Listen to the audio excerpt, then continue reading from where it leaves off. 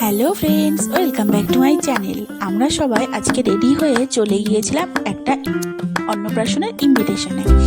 তারপরে coffee stall থেকে নিয়েছিলাম কফি খাওয়ার পরে সোজা চলে গিয়েছিলাম খাওয়ার জায়গায়।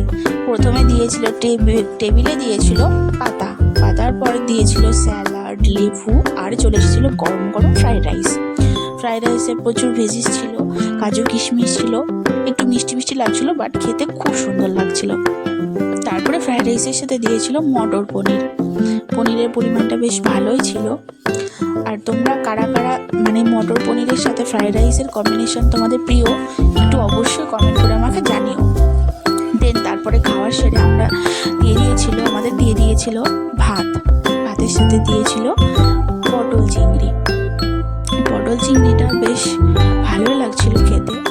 চিংড়ির পরিমাণটা বেশ ভালোই ছিল, একটু ঝাল আর স্পাইসি ছিল। তারপরে পটল চিংড়ি দিয়ে ভাত মেখে গুছিয়ে খাওয়া দাওয়া করলাম। তারপরে চলে আসলো ডালের সাথে ডালটা খাওয়ার পরে চলে এসেছে ঝাল চিকেন কষাটা বেশ ভালোই লাগছিল খেতে। তারপরে চিকেন কষা দিয়ে ভাতটা খেতে খেতে চলে এসেছিল চাটনি আর পাঁপড় ভাজা তো অলওয়েজ সবসময় সুন্দরই লাগে।